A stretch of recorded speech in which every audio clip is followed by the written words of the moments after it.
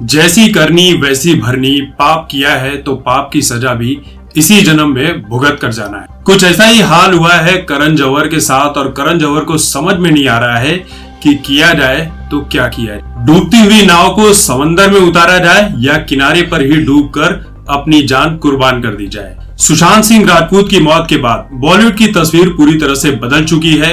लाखों करोड़ों खर्च करने के बाद भी पीआर एक्टिविटी काम नहीं कर रही है।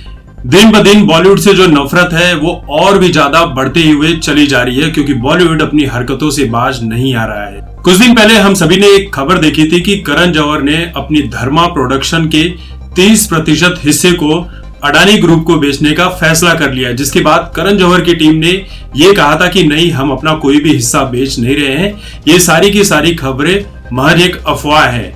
लेकिन अब एक बड़ी खबर सामने देखने को मिल रही है। कंपनी घाटे में चल रही थी, लेकिन करण जौहर बता रहे थे कि हमारी जिंदगी तो बहुत ही मस्त चल रही है, हमें कोई भी तकलीफ नहीं है। इस बात को छुपाने के लिए करण जौहर ने लाइका प्रोडक्शन के साथ, जो कि लंदन की कंपनी है, उसके साथ एक के बाद एक, मतलब एक साथ ही 5 फिल्मों की डील साइन कर ली थी। लाइका प्रोडक्शन वही कंपनी है जो साउथ की फिल्मों में लगातार पैसे इन्वेस्ट करती है और बहुत ही बड़ा मुनाफा कमाकर निकल भी जाती है। लेकिन खबर यह मिल रही है कि लाइका प्रोडक्शन ने धर्मा प्रोडक्शन के साथ अपने सारे रिश्ते तोड़ दिए हैं, यानी कि सारी डील कैंसिल कर दी है। और करण जौहर लाइका प्रोडक्शन के सामने हाथ जोड़कर पैरों पर गिरकर रिक्वेस्ट कर रहे हैं कि हमारे साथ ये डील मत तोड़ो, वरना हम बर्बाद हो जाएंगे। देखिए, असली वजह मैं बताता हूँ। जब लाइका प्रोडक्शन साउथ की फिल्मों में करोड़ों रुपया लगा के करोड़ों रुपए कमा रही है, तो फिर बॉलीवुड में वो पैसे लगाने से क्यों कतरा रही है? क्योंकि लाइका प्रोडक्शन को भी इस बात का अंदेशा हो गया है कि बॉलीवुड में पैसे लगाना इस वक्त डूबती नाव पर सवारी करने जैसा है, यानी बॉलीवुड में पैसे लगाए तो मेरे पैसे डूबने ही वाले हैं। और कोई भी ये नहीं चाहेगा कि कोरोना के इस दौर में इतना बड़ा रिस्क लिया जाए, वो भी बॉलीवुड की डूबती हुई नाव के ऊपर। पिछले साल करण जौहर से फॉक्स स्टूडियोज ने भी अपने सारे रिश्ते तोड़ दिए थे, यानी जितनी भी डील थी वो फिल्में बनाने के बाद फॉक्स स्टूडियो ने धर्मा प्रोडक्शन के साथ अपनी डील को कैंसिल कर दिया था। फॉक्स प्रोडक्शन के चलते ही करण जौहर की जो धर्मा प्रोडक्शन है वो लाखों करोड़ों रुपए का मुनाफा करते हुए चली आ रही थी। और करण जौहर एक गुमान में थे, एक कॉन्फिडेंस में थे कि मेरे पास इतना बड़ा प्रोड्यूसर है जब फॉक्स स्टूडियोज, तो मुझे किसी बात की चिंता नहीं है। लेकिन जैसे ही फॉक्स स्टूडियोज ने अपना हाथ खींचा, करण जौहर बर्बादी की राह पर निकल पड़े।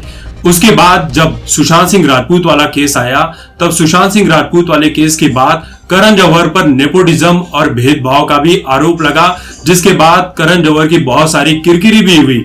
और बाद में करण जौहर ने अपनी गलतियां, अपनी नाकामियां छिपाने के लिए, जो उन्हें लॉस हो रहा था, उस लॉस को छुपाने के लिए लाइका प्रोडक्शन के साथ 5 फिल्मों की जो डील की थी वो भी अब जाकर कैंसिल हो गई है।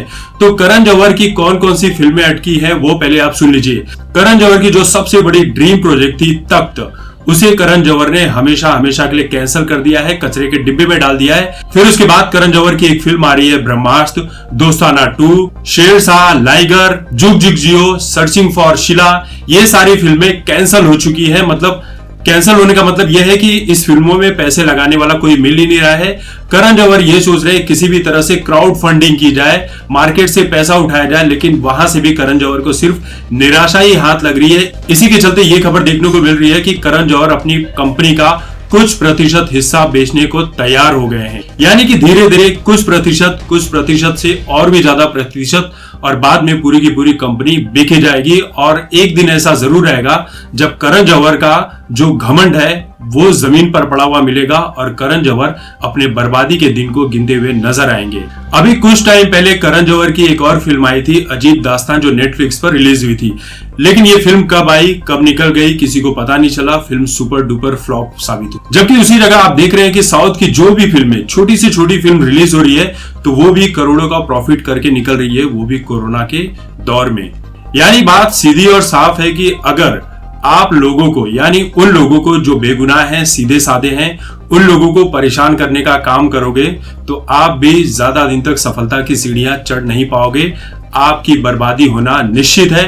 और यकीन मानिए, इस बात को बहुत सारे लोग मजाक में लेंगे, लेकिन मैं ये मानता हूं कि सुशांत सिंह राजपूत यही कहीं हैं। जिन जिन लोगों ने सुशांत सिंह राजपूत को बदनाम करने का, बर्बाद करने का काम किया था, वो सारे के सारे लोग धीरे धीरे बदनाम होते हुए नजर आएंगे।